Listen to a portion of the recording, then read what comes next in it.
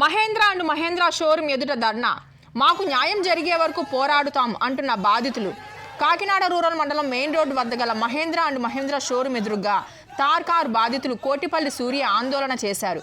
ఈ సందర్భంగా ఆయన మాట్లాడుతూ గతంలో ఎన్నడూ లేని విధంగా షోరూంలో కారు కొని రిపేర్ చేయించుకోవడం కొరకు సర్వీసింగ్ సెంటర్కి వెళ్తే అక్కడ కారు పెట్టుకొని అక్కడ ఉన్న సిబ్బంది యాజమాన్యం కుమ్మక్కై లక్షల్లో విలువ చేసే కారులోని విలువైన సామాన్లను కాజేసి అమ్ముకుంటున్నారని ఆరోపణ చేశారు.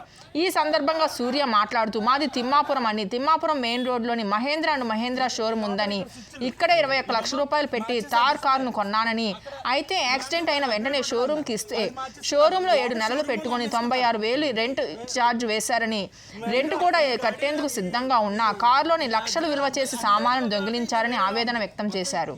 ఎన్నో అప్పులు చేసి కారు కొంటే ఈ విధంగా చేయడం ఎంతవరకు సమంజసమని, వెంటనే యాజమాన్యం దిగి రావాలని, లేని పక్షంలో ఆందోళన చేస్తామని తెలిపారు.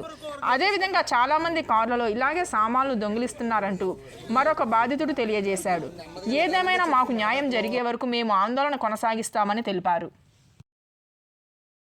నమస్కారం అండి, నా పేరు కోటిపల్లి సూర్యనాథ్. నేను ఇక్కడ తిమ్మాపురంలో ఉంటాను. తిమ్మాపురంలోనే ఈ షోరూమ్ ఉందని చెప్పి నేను ఇదే షోరూమ్ లో 3 కార్లు కొన్నాను. XUV 700 ఒకటి, తార్ ఒకటి, XUV 300 ఒకటి. అది కాకుండా స్కార్పియో ఆన్లైన్ కి బుకింగ్ కట్టించుకున్నారు. 51,000 బుకింగ్ కట్టించుకున్నారు. నాకు ఇలా ఇది మా ఊర్లో ఉన్న షోరూమ్ కాబట్టి నేను 3 కార్లు ఆల్రెడీ కొన్నాను. 4వ కారు డెలివరీ తీసుకొని రెడీగా ఉన్నాను. అది కాక నా కారు రిపేర్ కోసం షోరూమ్ లో పెడితే నా కారులో ఉన్న పార్ట్స్ అన్ని తీసుకుని అమ్మేసింది కాక నన్ను బ్లేమ్ చేస్తూ ప్లకార్డులు పెట్టుకుని నుంచుంటున్నారు. పార్టీలు దొబ్బేశానని చెప్పి నా దగ్గర వీడియో ఎవిడెన్స్ సహా ఉంది.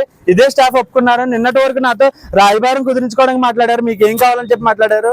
ఈ రోజు నన్ను నిలదీస్తూ నాకు వ్యతిరేకంగా ప్లకార్డ్స్ పెట్టుకుని వీళ్ళు నా మీద ఎదురుదాడి చేయడానికి ప్రయత్నిస్తున్నారు. నాకు వెంటనే న్యాయం జరగాలని కోరుకుంటున్నాను.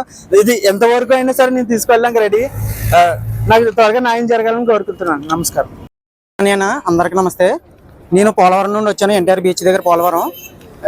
నేను XUV 300 కొన్నాను కారు. కొని ఒక 6 నెలలకి నా కారు యాక్సిడెంట్ అయింది. ఇన్సూరెన్స్ లేదు. దానికి ఇన్సూరెన్స్ లేక బయట రిపేర్ చేద్దామని చెప్పేసి అడిగితే వాళ్ళు చిన్న పార్ట్స్ సెకండ్ హ్యాండ్స్ వేస్తానన్నారు. మంచి నేను షోరూంలోకి ఇవ్వడం జరిగింది. కొటేషన్ అయితే 2,13,000 ఇచ్చారు. 2,13,000 ఇస్తే అది అడ్వాన్స్ ఇచ్చిన దాకా స్టార్ట్ చేయని చెప్పేసి అన్నారు. 40,000 అడ్వాన్స్ కట్టాను. 40,000 అడ్వాన్స్ కట్టిన తర్వాత ఒక మంత్ ఎండింగ్లు ఇచ్చేస్తున్నారు. ఆ మంత్ ఎండింగ్కి ఇప్పటికే 5 నెలలు అవుతుంది. ఇవ్వకుండా మళ్ళీ ఆ కార్ రిపేర్ సగం అయింది. రిపేర్ అవ్వకుండానే బిల్లు పంపించారు. నాకు బిల్లు 3,60,000 వేసి పంపించారు. నాకు ఇన్ఫర్మేషన్ కూడా ఇవ్వలేదు. ఓన్లీ 5 వీల్కి నేను చెప్పింది అది ఎక్స్ట్రా పడుతుంది, అది వెయ్యండి అని చెప్పిన దానికే అందరూ కొటేషన్లు వేశారు. 3,60,000కి 72 సామాన్లు వేసానని చెప్పేసి చూపించారు. నేను వెళ్ళి పాటలన్నీ పక్కన ఎట్టిస్తే 23 పాటలు వచ్చాయి. మొత్తం అన్ని మనీ అందరినీ తీసుకుని వెళ్ళాను. 23 పాటలు వచ్చాయి. మొత్తం లెక్కేసుకుని 1,60,000 అవుతుంది. మొత్తం పాటలు వాళ్ళు ఇచ్చిన ఇది GSTతో కలిపి ఆ లేబర్ ఛార్జెస్ అన్ని కలిపి 1,60,000 అవుతుంది. నాకు 3,60,000 ఇచ్చారు. నేను కన్జ్యూమర్ కోర్టుకు కూడా వెళ్ళాను.